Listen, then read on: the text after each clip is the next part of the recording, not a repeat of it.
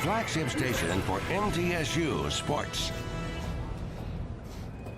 Josh Moss with Affordable Heating and Cooling provides residential HVAC and duct cleaning services to the Middle Tennessee area. With more than 20 years of experience, Josh Moss and the AHC team provide 24/7 service and take care to ensure whatever work you need done is done in a professional, timely manner. Contact AHC at 615-745-1676. That's 615-745-1676. Or go to their website at affordableheatingandcoolingtn.com.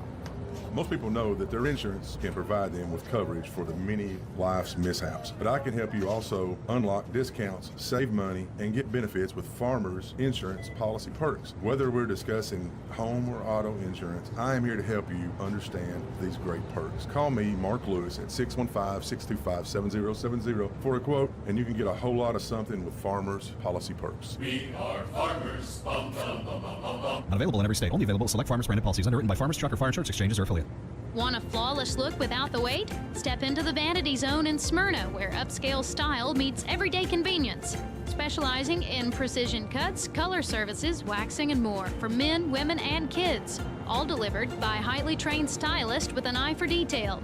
And don't miss the signature hot towel refresher, the perfect finishing touch that leaves you feeling clean, relaxed, and ready for anything. Walk in or book now. The Vanity Zone in Smyrna. Looking your best is always in style.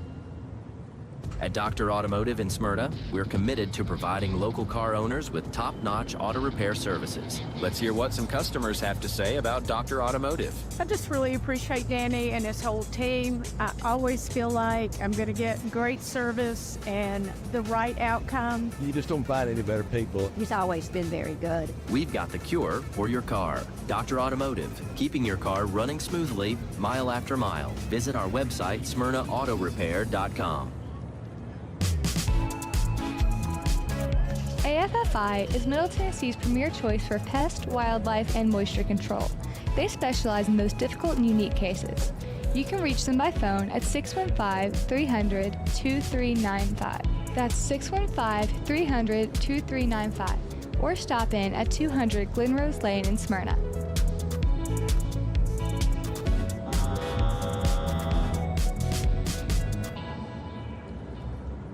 Hey, Middle Tennessee, it's Mark from the Safe House. Can I have your attention, please? I have an important announcement. Our president has a backbone. Thank you, President Trump. We sleep better knowing our country is protected. And speaking of protection, criminals laugh when you purchase a fake safe from a big box store. There's no better time than now than to visit the Safe House and see what a real safe looks like. Rebates now through the end of July on select brands. Our brands include Liberty, Fort Knox, and Browning. Drop by one of our locations or go to NashvilleSafeHouse.com. And remember, we don't just sell safes, we sell peace of mind. My wife and I enjoy going by Yard Sale Inc. We usually go to both locations, the one in Smyrna as well as the one in Murfreesboro. A lot of times on Saturday mornings we stop by, and their inventory changes weekly, so you never know what you're going to see, and it's mostly open box. The name fits it. It's exactly that. It's a yard sale. If you don't totally agree with the price, the staff is always friendly and nice and willing to work with you. That's the Yard Sale store in Smyrna at 111 Enon Springs Road West, in Murfreesboro at 204 South Front Street, and online at bestdealintown.com. Hi, this is Allie Dowenhauer with Isaiah 117 House. Isaiah 117 House provides physical and emotional support for children awaiting foster care placement here in Rutherford County. We are changing the way foster care begins, and those kiddos are brought to our house to hang out and wait for a foster family, and they're given everything they need. We support foster children, DCS, and foster families here in Rutherford County. Visit us at www.isaiah117house.com or visit our Facebook page, Isaiah 117 House, Rutherford County. Hey, I'm Floyd, and I'm inviting you to join me at CR. That's Celebrate Recovery. We meet at Family Worship Center, 3045 Memorial Boulevard on Sunday at 6 p.m. We're a 12-step Christ-centered program that offers help for all the hurts, habits, and hang-ups that's causing you pain. The program works if you work it, and I'm proof. For other CR groups, go to CelebrateRecovery.com and click on the group finder. Hope to see you soon.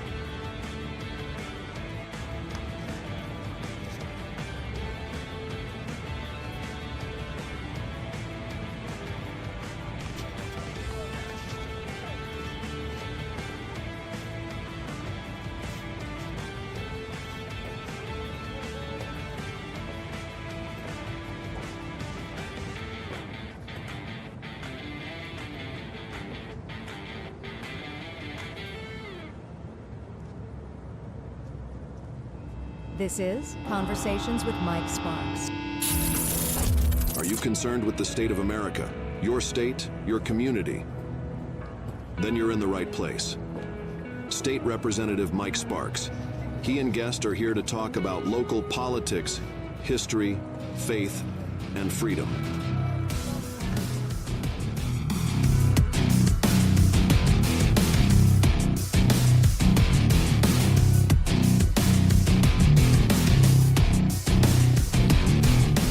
All right, folks, listen to Conversation Mike Sparks. I'm your host, Mike Sparks, and got a big show tonight. Got my buddy Alan Searcy in the house. We got Roger Thomas that been helping us for a few years, and Jeremy Smithson, our trusted intern, and Connor. Connor, how you doing, brother? I'm good. How are you? How's school? Oh, it's great. You know, I'm on MLK break. So okay. You threw a long break. Anyways, it never gets old, does it? No, the joke, it never gets old. Always stays refreshed. But anyways, we're going to talk. Danny Brewer's going to call in, talk a little bit about Tennessee linebacker Arion Carter. I'm real proud of Aaron Carter. But before we get in there, I want to give a shout out to David Settles. David, he's the president of the NAACP. And you're probably thinking, what is a white Republican talking about the NAACP? You know, we're going to celebrate Martin Luther King Day tomorrow, and David is the president. And I often talk about weird connections, synchronicities, God wink moments, and I think I can prove it, Alan. I think I can prove it. I can prove it with math. All right. And statistics and probability. You know, God uses the impossible to do the possible. But David, if David's listening, David's a great guy. You know, we're on opposite political aisle, but we have a lot in common. David wanted me to come to Dr. King breakfast at MTSU yesterday, and I bought a table. Come off $400, and normally don't do that. Danny Brewer knows that. If Danny's listening, I'm pretty frugal. But I had my intern come, had Marvin come. Marvin's in the new Nashville School of Law newsletter. He's working for Office of the Court. So proud of him. Had one of my buddies, Ray Walden, who I used to work with at Nissan. He came with me. Edith Moore, who grew up at Cemetery Community, and Pastor Jerry Whedon with Ebenezer Baptist Church. Anyways, we had a great crowd. Everybody was just really sweet. A lot of love in the house, to be honest with you. Man, I'll be honest with you, man. There's a little bit more love at the NAACP than some of the events I go to. I'm just saying. How about the chili cook-off? Was there more love we had a than lot that? more love there. Okay. Well, especially when David showed up and Mayor Reed and her husband Brett. No, we had a lot of love in there. You know, that's a good loving day that day. 250 to 300 people, man. It was good. Everybody come thing. together, man. That's what it should be about. Now, in the walk I'm in, I see a lot of division, a lot of butt hurt. You know, I coined that term, so if anybody borrows it, they got to give me credit. But anyways, Pastor Vincent Windrow happened to speak as well. But, you know, going back on the God wink moment, you know, one of the issues I'm trying to take on is trying to help school bus drivers and help local education agencies, you know, our local school systems. And people don't realize that we are the most restrictive in the world to drive a school bus. I cannot make up the stuff I see, Alan. You think Tennessee, you know, land of liberty, home of the brave, freedom, yet we're the most restrictive when it comes to driving a school bus. You might think, man, what does that matter? Over something that really had nothing. Yeah, it was an accident in Chattanooga. Something that really had no bearing. The guy shouldn't have been driving a school bus at 24-year-old. They had to do something. And that's, killed I think 6 that's kids. what it was, you know. Yeah. Sad. But anyways, if you don't have lobbyists, you kind of SOL, you know. So anyways, I passed it on my side of the house this year. Thank you to Representative Rudd and Stevens for helping me and others. But the Senate, it fell by one vote. Anyways, what was cool was I knew I got invited last year to the Dr. King breakfast, so I thought, well, you know, let me call David. Now, I got a new phone last year, so I lost the number. So I called David, and I was like, and I just done an interview with Channel 2, the little McGee girl, little blonde, and I just left the Capitol doing an interview about this bill, you know, that we are the more restricted than Russia and Cuba and Iran and California. And so I called David, and I said, hey, man, I wouldn't mind going, you know. And I said, yeah, if you want, why don't you come up on the radio with Brian Barrett and I tomorrow? And this was a Wednesday. You know, we do a little show, been doing it for 20 years. And he said, what time? I said, man, just be there about 10:15 to 11. He goes, oh, that'll be good. That'll give me time to finish my route. And I said, route? What are you talking about, route? He goes, I'm a school bus driver. I said, you do what now? He said, I'm a school bus driver. And I was like, are you serious? And so guess who helped me work this bill? David Settles. God even used the president of NAACP to help me in committee. And and even the mayor, got to give the mayor, Maris Reed, credit because she had a little boy reach out to me. Well, young man. Yeah, we had him on. I think you wasn't here that night. Isaiah Heineck. You were sick that night. So, and what's wild is Isaiah can drive for MTSU, but he can't drive for the school system. But shout out to those school bus school board members who gave me a vote of affirmation to try to fight this year, but people may think that's an easy bill. Well, it's not that easy when you're undoing the Department of Safety and you're undoing both chairmen of committees. So you got to get it through both chairmen. That's their baby to undo it, which we've done it. We got to do it again. But anyways, but shout out to NAACP, David Settles, Vincent Windrow. We're able to get Vincent that $250,000 grant to restore the old school, and that was another weird coincidence. He's a great speaker. He just happened to be the pastor that day. Shondell Brooks brought him up. Shondell mentions me, mentions the school. Budget was meeting in 2 hours. I said, hey, Pastor, won't you come to budget with me? He came to budget. I talked about what the state historian said. He said, this is a hidden gem. This is one of the areas that really needs saved in the state of Tennessee. So for those coincidences, some people would say, oh, man, that's just a coincidence. But I've challenged my former stats professor to come on the radio and debate me, not on that issue, but other issues. A lot of people would say that's just coincidental. Anyways, I think it's a God thing. Hoping Danny will call in here in a little bit if he's listening. But real proud of Aaron Carter. Folks don't know who Aaron Carter is. Aaron is UT player number 7, UT linebacker, and Gatorade Player of the Year, I believe, 2022. Is that right, Jeremy? I think so, yeah. 2022.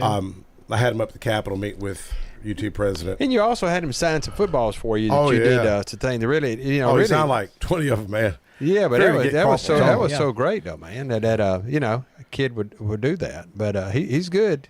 Well, the one thing I'm so proud of this young man, I had heard about him. You hear about people and you think, oh, that's a good guy. You hear that, and then you meet the guy. Man, this young man, let me tell you, what his GPA is? Probably twice as high as what mine is. Didn't you say it was like a 3? Well, 3.7? I was messing with Aaron. I think Aaron's listening right now. I talked to him earlier today. He was spending time with his grandmother. Went to church with his grandmother, and it was really sweet. He said, Mr. Mike, he said, I've been reading that Bible you got me. And I was like, man, I told my wife, I don't even remember giving him a Bible. I must have gave him a Bible, but I thought, that's really cool. But he had his GPA is like 3.98, and he said it could come out to 4.02 with I guess dual enrollment classes or something. Yeah. And his bench press is I was kidding him earlier. I was like, yeah, man, I'm really proud of you. Bench press is like 280, or GPA is 3.4, and he was just real quiet. What was his bench? 400 or something like that? Like 420. Yeah. I think he weighs about 220. But anyways, real proud of Aaron Carter, and wish him the best of luck in his future endeavors. But got a good article about him if you go to my TennesseeLedger.com. Waiting on Danny Brewer to get me that quote. So if Danny's listening, Danny, text me that quote to add to the article. But I was hoping Danny will call in if we ain't got Danny on.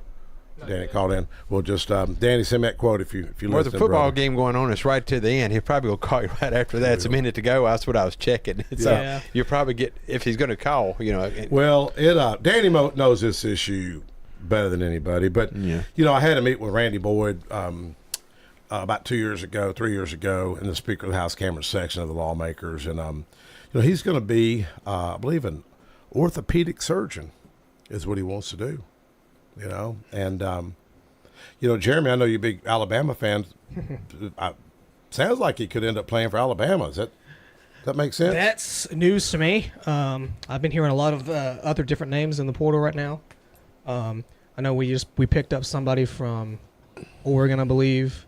We picked up a lot of good names. A lot of our big names have gone other places. Somebody's gone to Colorado. I can't remember his name. one running back that I was hoping that would stay. I just saw the post not too long ago, and I forget his name.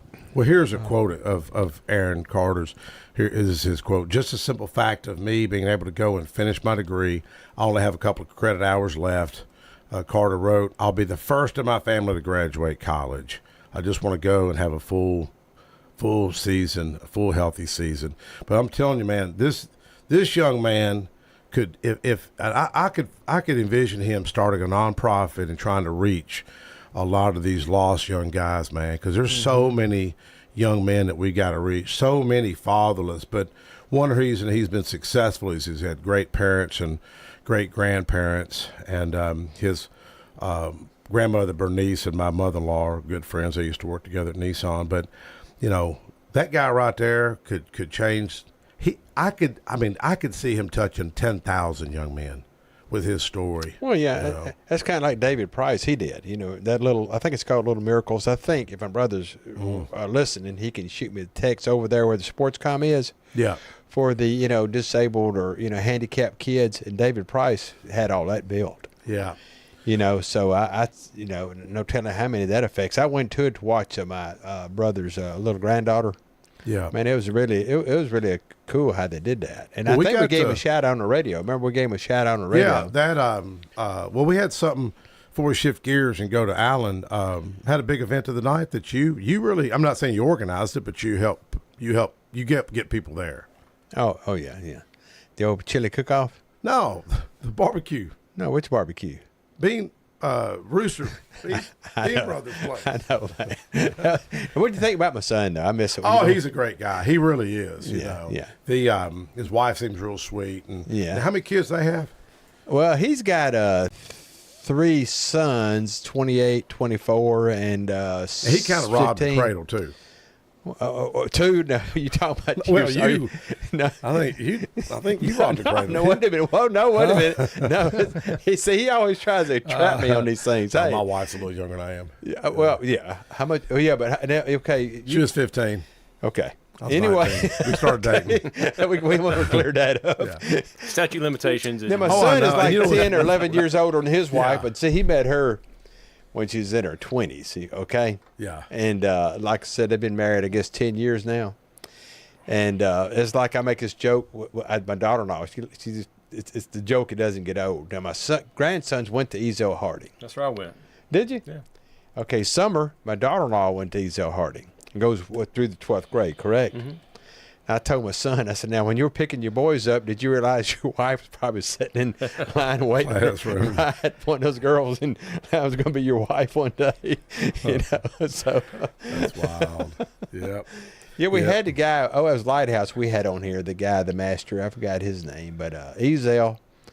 Yeah, I heard it was, like I said, my grandkids went there, so I guess it was good. Yeah. We had a teacher there who memorized the Bible. He would tell them the quote, he'd give you the scripture, and vice versa. He'd give the scripture. The guy was a genius. But like, he would lock his keys in his car. He was so smart, he was stupid. But he was just a brilliant man. They really are like it. I'm not going to name a name, but we talk about that at work. There's a guy that's a genius, but the simple things kind of trips him up sometimes. He was president. We had a baseball card club, and he was like the guy who oversaw it. So one day I picked up a random card. It was Andre Dawson. I said, Mr. Cotham, how many home runs did Dawson have in 1980? He told me. The guy was just a genius. Yeah. Well, why don't we do this, Connor? Maybe Daniel will call in, and let's take a quick break, and we'll be right back. We're going to talk about some hidden tunnels under Murfreesboro Square, under Nashville, and wherever else under we can find out. I'm Hume Fogg. It's a parking lot now. I worked on the 10th floor, Genesco, right behind Hume Fogg. Yeah, interesting stuff. Let's take a quick break. We'll be right back. Josh Moss with Affordable Heating and Cooling provides residential HVAC and duct cleaning services to the Middle Tennessee area. With more than 20 years of experience, Josh Moss and the AHC team provide 24/7 service and take care to ensure whatever work you need done is done in a professional, timely manner. Contact AHC at 615-745-1676. That's 615-745-1676. Or go to their website at affordableheatingandcoolingtn.com. Most people know that their insurance can provide them with coverage for the many life's mishaps. But I can help you also unlock discounts, save money, and get benefits with Farmers Insurance policy perks. Whether we're discussing home or auto insurance, I am here to help you understand these great perks. Call me, Mark Lewis, at 615-625-7070 for a quote, and you can get a whole lot of something with Farmers policy perks. We are farmers. Bum, bum, bum, bum, bum, bum. Not available in every state. Only available at select Farmers branded policies underwritten by Farmers Truck or Fire Insurance Exchanges or affiliate. Want a flawless look without the wait? Step into the Vanity Zone in Smyrna, where upscale style meets everyday convenience. Specializing in precision cuts, color services, waxing, and more for men, women, and kids. All delivered by highly trained stylists with an eye for detail. And don't miss the signature hot towel refresher, the perfect finishing touch that leaves you feeling clean, relaxed, and ready for anything. Walk in or book now the Vanity Zone in Smyrna. Looking your best is always in style. At Dr. Automotive in Smyrna, we're committed to providing local car owners with top-notch auto repair services. With over 2 decades of experience, our ASC certified master technicians are experts in both foreign and domestic vehicles, ensuring accurate diagnosis and timely, cost-effective repairs. From oil changes to major engine and transmission repairs, we've got the cure for your car. Dr. Automotive, keeping your car running smoothly, mile after mile. Visit our website, smyrnaautorepair.com. Hey, Middle Tennessee, it's Mark from the Safe House. Can I have your attention, please? I have an important announcement. Our president has a backbone. Thank you, President Trump. We sleep better knowing our country is protected. And speaking of protection, criminals laugh when you purchase a fake safe from a big box store. There's no better time than now than to visit the Safe House and see what a real safe looks like. Rebates now through the end of July on select brands. Our brands include Liberty, Fort Knox, and Browning. Drop by one of our locations or go to NashvilleSafehouse.com. And remember, we don't just sell safes, we sell peace of mind. AFFI is Middle Tennessee's premier choice for pest, wildlife, and moisture control. They specialize in those difficult and unique cases. You can reach them by phone at 615-300-2395. That's 615-300-2395. Or stop in at 200 Glen Rose Lane in Smyrna.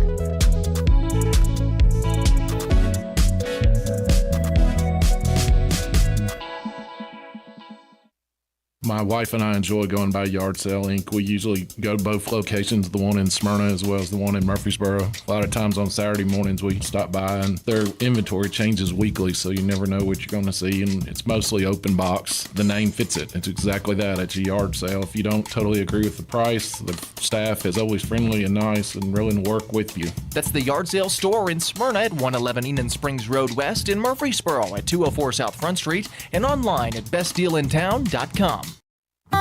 Hi, this is Allie Dowenhauer with Isaiah 117 House. Isaiah 117 House provides physical and emotional support for children awaiting foster care placement here in Rutherford County. We are changing the way foster care begins, and those kiddos are brought to our house to hang out and wait for a foster family, and they're given everything they need. We support foster children, DCS, and foster families here in Rutherford County. Visit us at www.isaiah117house.com or visit our Facebook page, Isaiah 117 House, Rutherford County.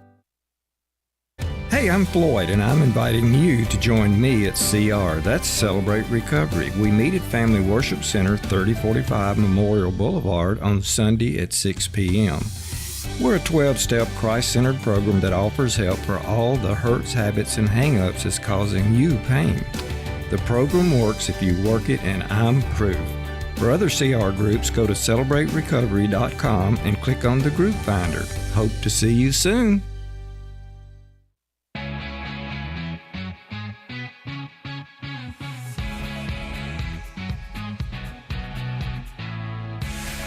All right, we're back. Going to talk some ghost stories and with Alan Searcy. Alan, you texted me the other day, and you had asked me if I'd ever heard of any tunnels under the state capitol. Yep. And ironically, I had. I was meeting with Governor Bill Haslam a few years ago, probably 10 years ago, and I asked him the question if he had ever heard that.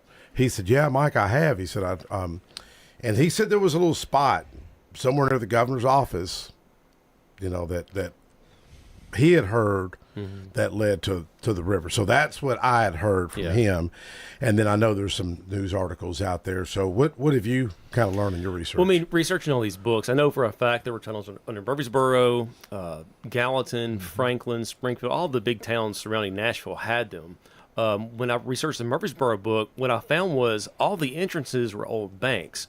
So like in 1880, you walk out on the city square with a bag of money, somebody's going to shoot you and take it. But if you go underground and move it, no one's going to bother you. Okay. I talked to a guy in Franklin. He told me his grandfather was a deputy, and the tunnels in Franklin, they would move cattle under the courthouse to the auction there on the square. I had a historian in Springfield tell me it was used to move booze. And Gallatin's kind of said the same way, where, you know, the banks. So I think it's cattle, banks. I mean, as a kid, I always heard soldiers, slaves, but I think it's a way you move money safely. Yeah. And also Nashville, Hume Fogg High School, it's documented there are tunnel entrances in the basement of Hume Fogg. I sent Mike a picture the other day, a friend sent me.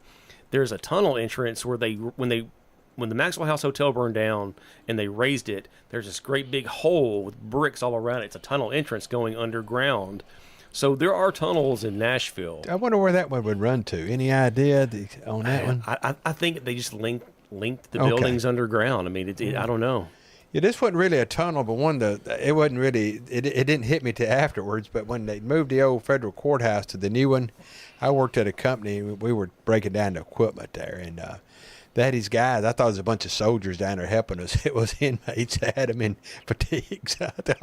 I'm around these guys, you know, like, oh, I see the military is helping, you know, and no.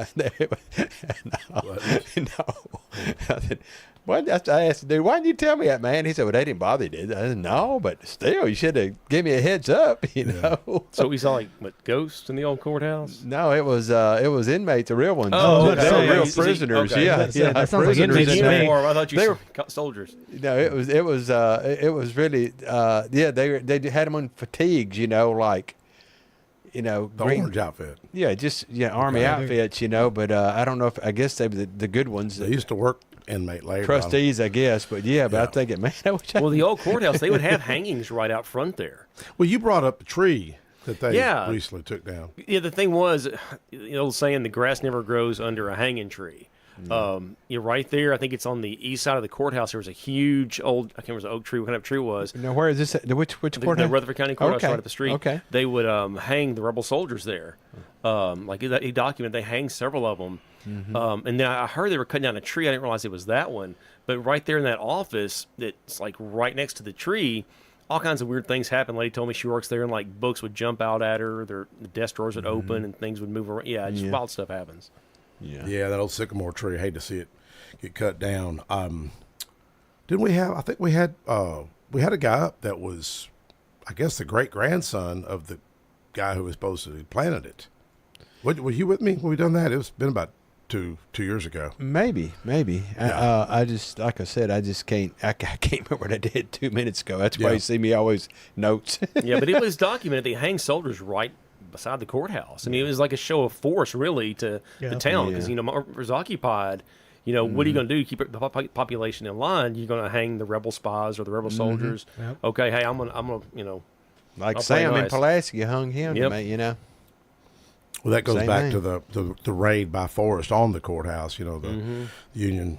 And it's wild because, you know, all your life you heard in high school, oh, the Union, they freed the soldiers, or they freed the slaves, or the good guys, hooray. But the thing is, when they moved into Middle Tennessee, Rosecrans sent a man out to Manchester in a show of force. He took 100 men prisoner and marched them to Murfreesboro and threw them into jail. So the ladies in Manchester get worried of Forrest for his cavalry. They came storming down East Main Street. Forrest comes to town. They set the jail on fire. Yeah. Now, you cannot defend slave trading, but is Forrest the devil for saving 100 men from a burning jail? You know, it's a lot of gray there. Well, it was the story I'd heard from Ernie Johns, our former county historian. Ernie since passed, great guy, was that when Forrest did the raid and saved innocent civilians, you know, that were threatened to be hanged, they hadn't caught the jail on fire. It was a guy that was trying to catch it on fire. Correct? I mean, I'm not really sure. I just know they were trying to set the jail on fire when they saw Forrest. But I'd heard the story I always heard when they did roll call for the folks they captured. When they got to that guy, it was somebody was said, well, he was taken care of, like he wasn't there. I don't know. I just know that that's the version I'd heard. Yeah, you know. But anyways, a lot of atrocities happen on both sides. I mean, really, really sad. You look at Old Jefferson, a lot of those home places were burned, and just really sad. I mean, right in this area, there was, probably a few hundred people right where we're at were killed. Well, there's pictures. I mean, there are, like 1863, whatever. There were tents right beside the courthouse where they were occupied. The soldiers are sleeping right there in the courthouse. Yeah. And like when they rolled in, like I know at the Lowe's house in Franklin, they'll tell you when the Union rolled into town, took all your cattle, they slaughtered and fed all the troops.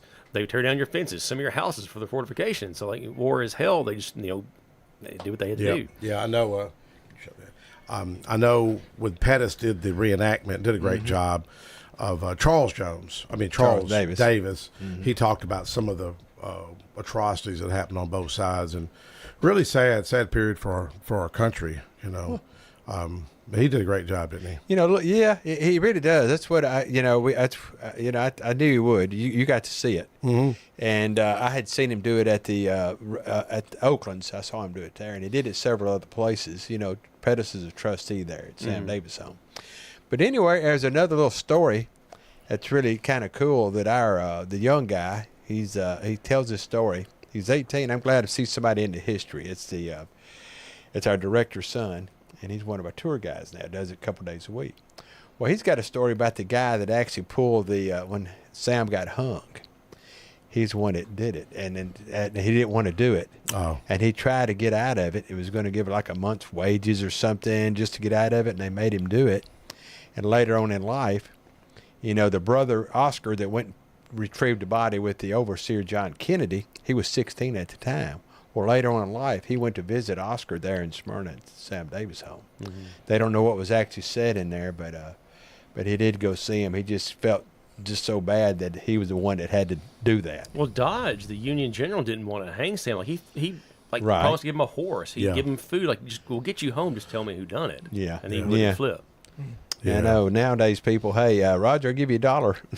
Wrap me out. There he is right there. There he is right there. Culprit. Yeah. Well, a lot of folks don't know about DeWitt Smith Job. Yeah. Tell us that story. Yeah, I was telling Roger, I wrote a script, and it's funny.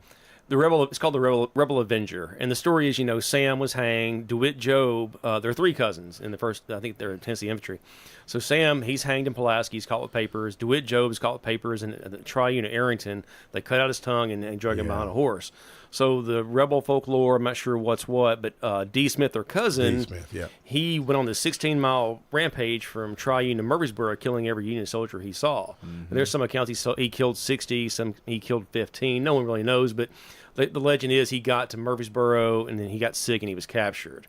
So in my screenplay / future book, he takes a swing on Rosecrans, and that's when they get him. But it's a crazy story. Man, it was ironic because that you're talking about this. I had Mr. John Bridges, who wrote the book Three Cousins from Mechanicsville, and he's the one. My understanding, him and maybe John Moore, who's the nephew to DeWitt Smith Job. Am I right? I'm not positive, but he used to be, I think, something there at Sam Davis' home years I think it was ago. Trustee. I seen John the other day. Yeah, and also he's also a Mason over at the lodge. And John's a great guy. He's 92 now, but he's seen where I wrote that. Speaking of tunnels, this is kind of coincidental that we're talking about this.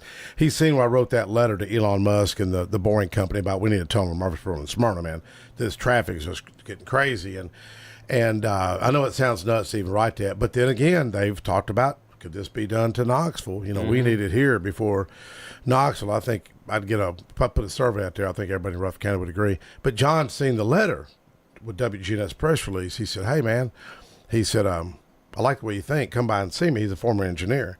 And he had just carved a little cyber truck. I thought that was a bottle when you were showing that. It looked really good. He carved this thing. I know, it looked really good. He's a former engineer. Working you need parts, to go meet with him. too. Yeah, I told Jerome Dempsey he needs to meet with him because that Studebaker Club, he's got some Studebakers. I mean, he's got a big car collection, old military Jeep. But what was the timeliness was so wild because I'd been given that nurse a ride, our car kept breaking down to the Una area. And then where I'd done the interview from that car wash at Una in front of that little school, I was telling Channel 4, I said, look, this isn't just about traffic judge. This is about public safety because I think a tunnel could be safer than the two murders that we had on I-24.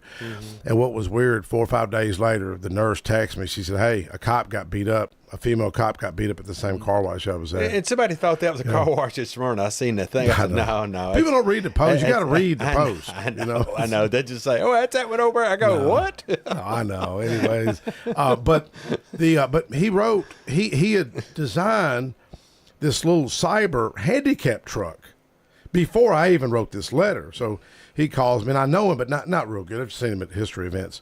And he was like, Mike, they need something that's handicap accessible. You can carry more passengers. And he literally hand carved, because he's a former engineer. He worked for Aladdin, helping design the coffee mugs on it, ended up being one of their, I guess, CEOs but it was the coolest thing. And man, he said, man, I want to help you. I want to help you on your campaign. I was like, God bless you, man. You need to meet him. Three cousins from Mechanicsville, and Felicia and I drove through that area because I was looking for the marker about DeWitt Smith Job and the Arrington. I didn't see it. I didn't see the marker, but I know it's over on highway. Is it 31? Triune? I can't remember. Yeah, it's going towards Franklin. Yeah. Yeah, I never could find it, but extraordinary story. Well, I know you know this story about Hennessy, the one-man army. Have you seen that one? The guy. The guy that kind of the same way. Yeah, he's picking them off, and they never did get him. This guy that owns the rifle, Judge McFarland, is it? Yeah. And what happened? Kind of the same thing. The Union troops came in there and I think killed a couple of his kids, so he took revenge. And it shows all these notches on the barrel, and it's got four notches. It's got four notches on the end. That's the ones that actually killed his sons. And he never got caught. He ended up joining up with Forrest, Yeah, there's a lot of guerrilla warfare in the Civil War. Forrest, and you had, John Hunt Morgan up in Sumner County. You had, who was the guy out in Appalachia Champ Ferguson. He was dashing. And Champ Ferguson actually went and surrendered after the war was over. Like, hey, we'll pardon you, whatever. I'm like, no, you're too dastardly, and they hung him. Trying to do the good deed. Yeah. So he still has the gun, right? Yeah. He owns that gun, and they have it set out, and they tell the story. Man, that place was packed. And that was another one I saw there at the thing I watched up at the Oakland's mansion. What takes him wild is John Hunt Morgan in Hartsville. See, John Hunt Morgan was like Forrest. Forrest would fight you to death. John Hunt Morgan's more cerebral. So when he took a prisoner, he kept the uniforms. Instead of just paroling them and sending them off, he kept their uniform. Yeah. So one night he had several thousand uniforms. Him and his men forded the river at Hartsville, and the Union boys by the fire, hey, come on, get warm by the fire. And it was a rout. And because of that, they sent all these are paying in from Illinois, and it's crazy. Yeah, that's a wild story, That's so much history. That goes back to even the cemetery community. That's why I was proud of Vincent's work. And that little school, that's a cool little school. It really was. You need to go see it. It's the original desk and the stove from these old two big pot-belly stoves, big old time you see on the movies. The old movies are still sitting in there. And that's what's so cool. The state historian is it Van West. Van West has said that this is like a hidden gem, and it's right there. If folks wonder where I'm talking about, it's right there by the gravel pit.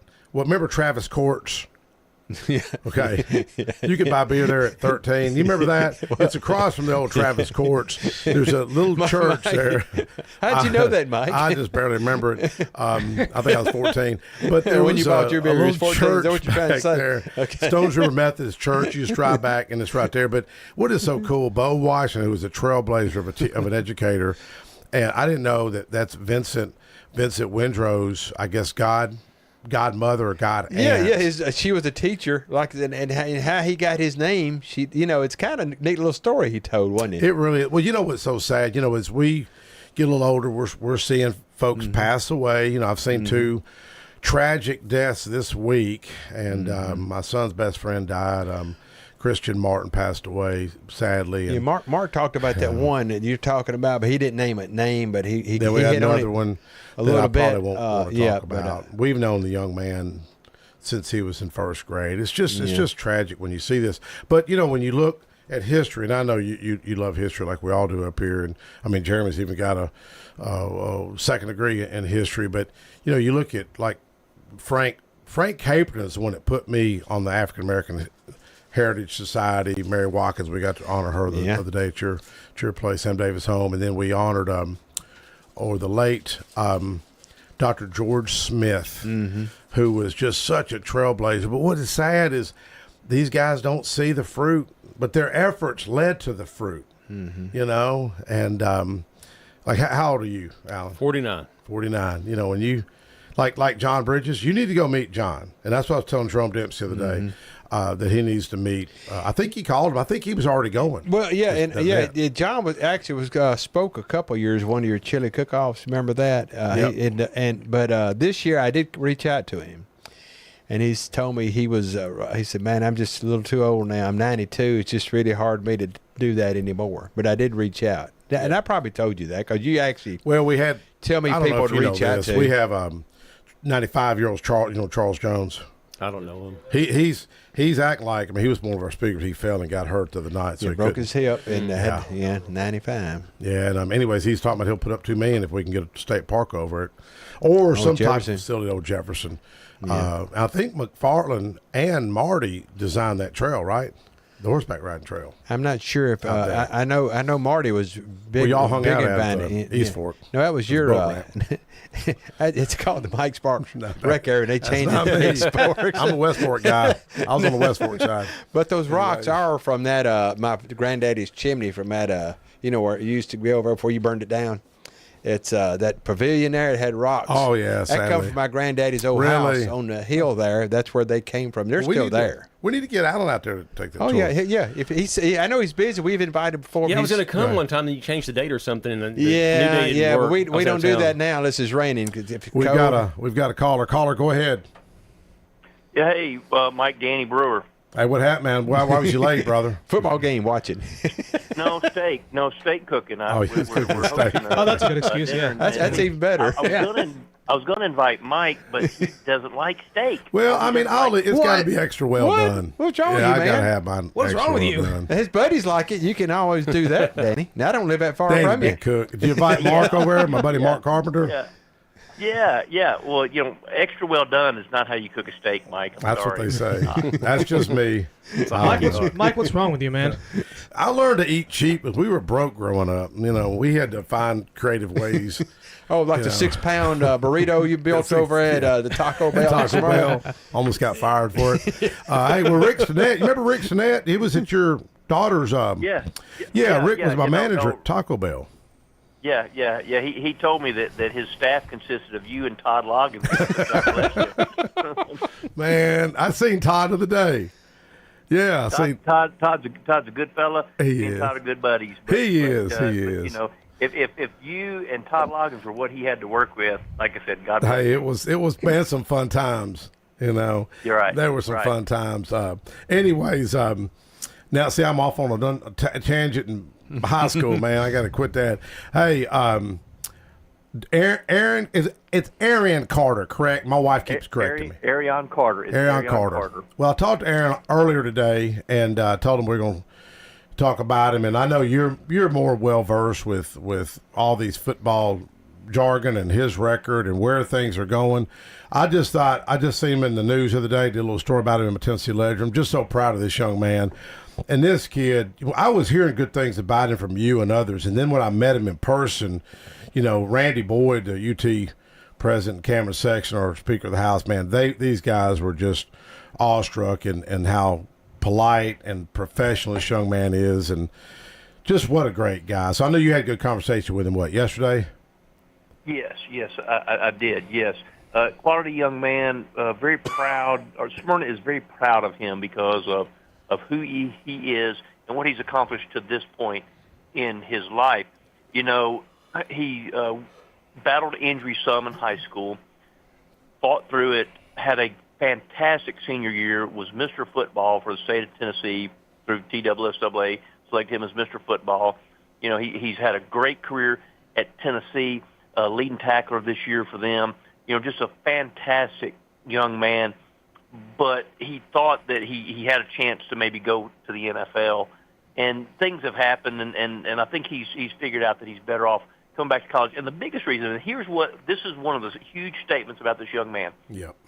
one of the reasons he's coming back to college is because he's only one semester from completing his degree, and he wants to be the first member of his family with a college degree. Amen. You talked about that. I'm kudos to him for that, because Yes. that is way more important at this juncture than playing football. And I know you can make a lot of money playing football, but at the end of the day, football will end one day, and what are you going to do then? And Yes. if you have an education, then that's always something that you can rely on. Man, his GPA, he told me it's 3.98, but then it's 4. I didn't know you could have a GPA like this, but I guess he did a lot of dual enrollment. 4.02 with extra credit, and just for 420-pound bench press. I mean, just an impressive guy. So polite.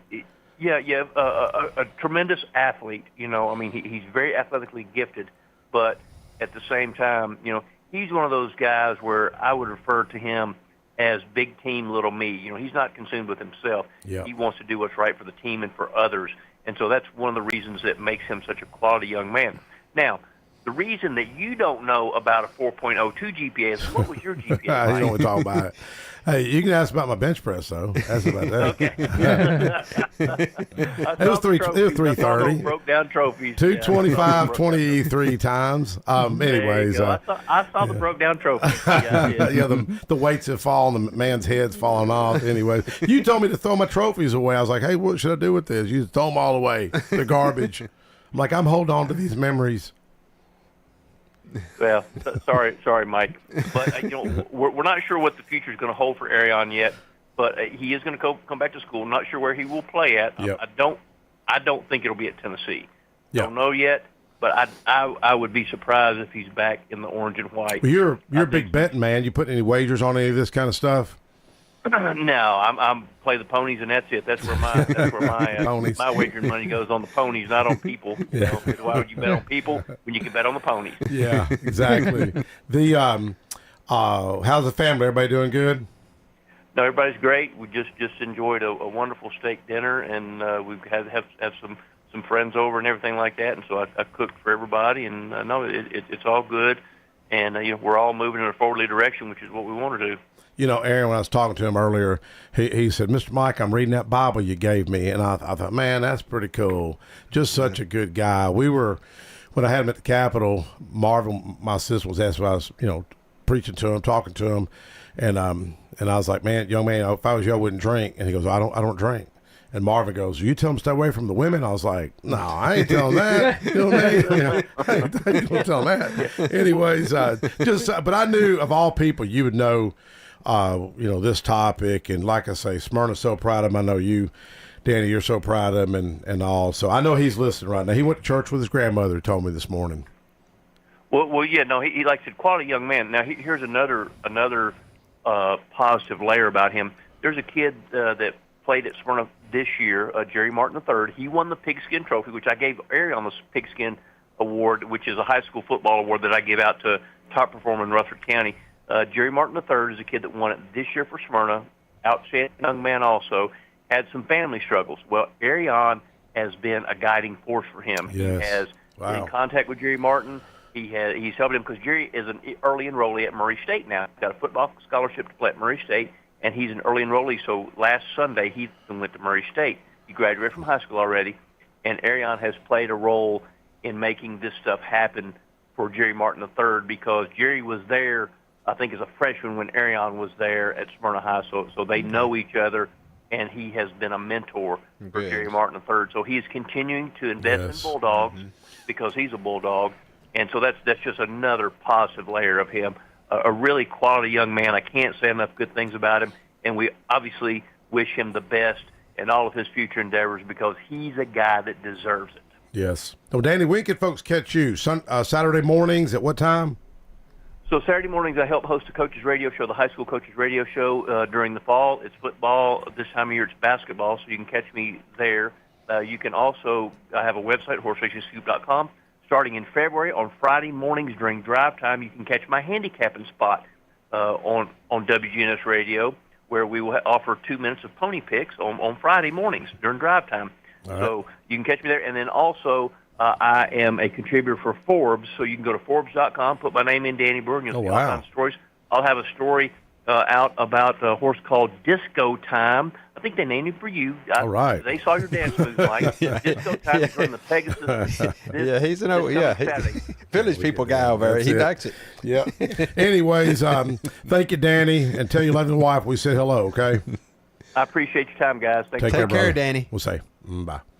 Yeah, so proud of Aaron. Marty did shoot me a text, and he's listening, and he did the whole thing with the Trail of Tears. With the trail. He did it all. Yeah. Marty did everything. Well, spoke, but he also helped create the trail. Yeah. He helped create the trail that Ben Hart McFarland and them did it coming through East Fork to Old Jefferson. Let me see what exactly he said. I designed the trail and cleared it. Yep. A lot of history there. Cool. Alan, what's you did a book about. You've got reference to Sam Davis, correct? Yes, sir. Well, it's a screenplay. It's going to be a book eventually. I told you, someone in L.A. told me you can't do this because a Confederate soldier cannot be the hero or the protagonist. So I've been kind of sitting on it, but I told you I sent the script to Austin to the film festival, and it placed in the second round, which is bananas. I've got a friend of mine, Al Anderson, who's worked on some type of a screenplay or something for DeWitt Smith Job as well. Don't know where he's at with it, but he's came to several of our history events. Yeah, and like I said, the next time, and like I said, I've reached out to you before, I think, to be one of our speakers, so next year. But like I said, I know you're busy. I think we got 40. I do a lot of traveling, man.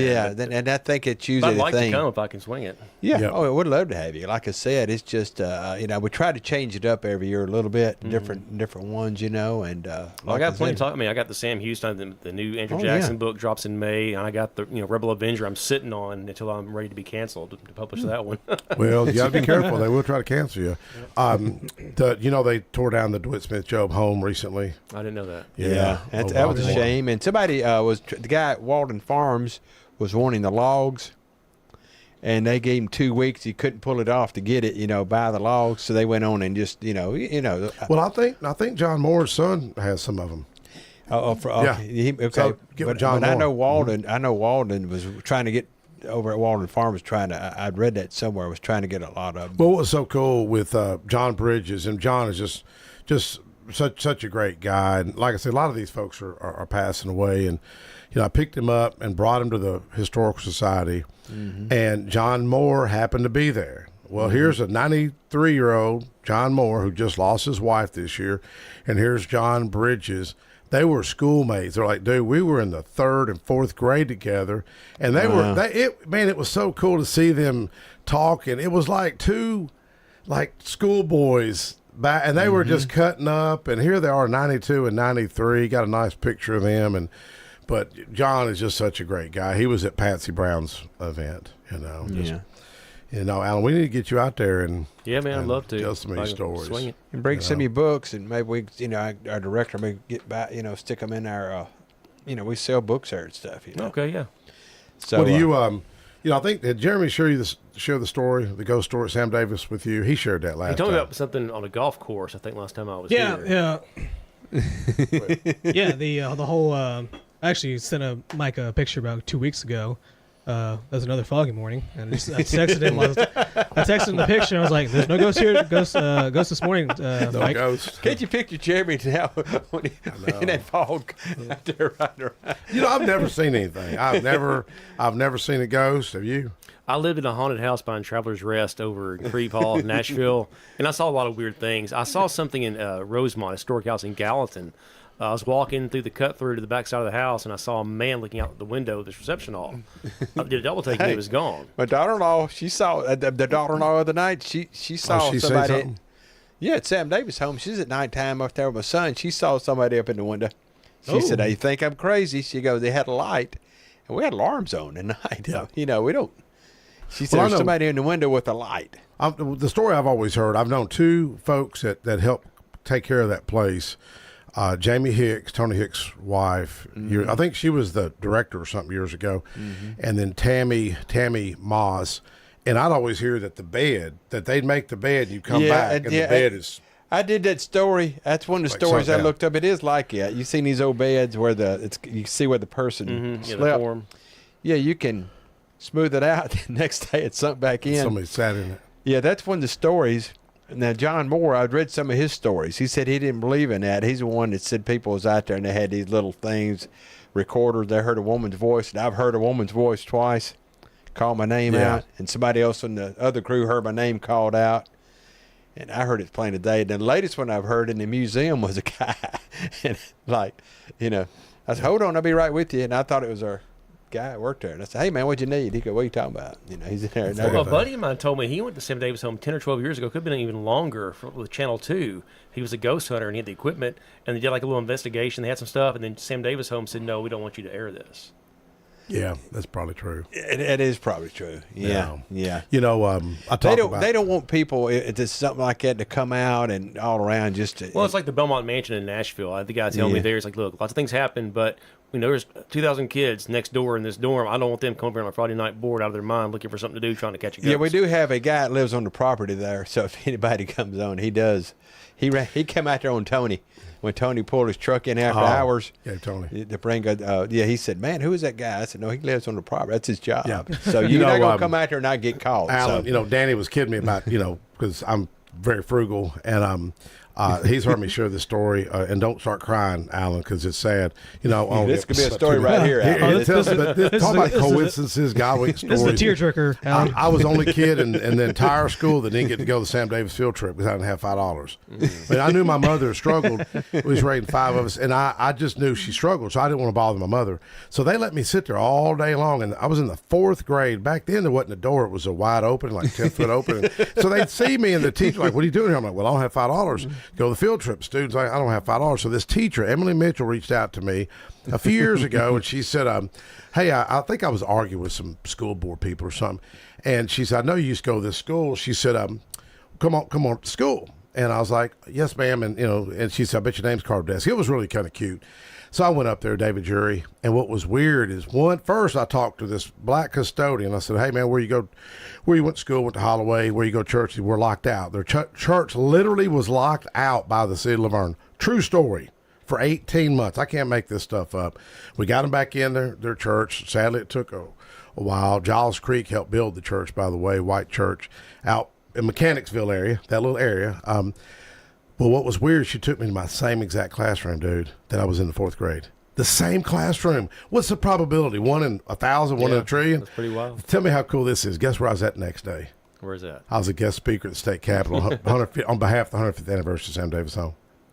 See, so when I sound like I'm being a bleeding heart, that's why, because I sat there. It turned him into being one of our biggest ambassadors now to Sam Davis. Yeah, I mean, but I don't ever want to see that happen to the next kid. Right, you know what I mean? Right. And it was hard to keep up with the Thomases and the Smithsons. That's probably when I was his paper boy. I knew the area real well. I could do it blindfolded back in the day. And now Mike could buy the Sam Davis home, rename it the Mike Sports. No, it was good. But my wife goes, I would not tell that story. She didn't want me to tell it publicly to everybody. I'm like, I'm telling the whole dang world about this. It was just so cool. Yeah, everybody knows now.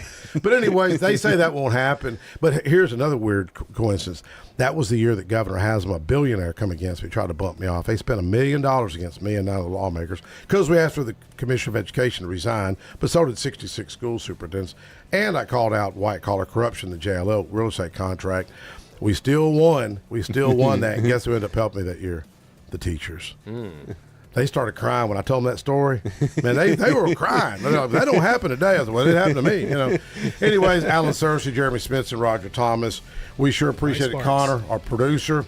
And folks, we'll catch up with you next week.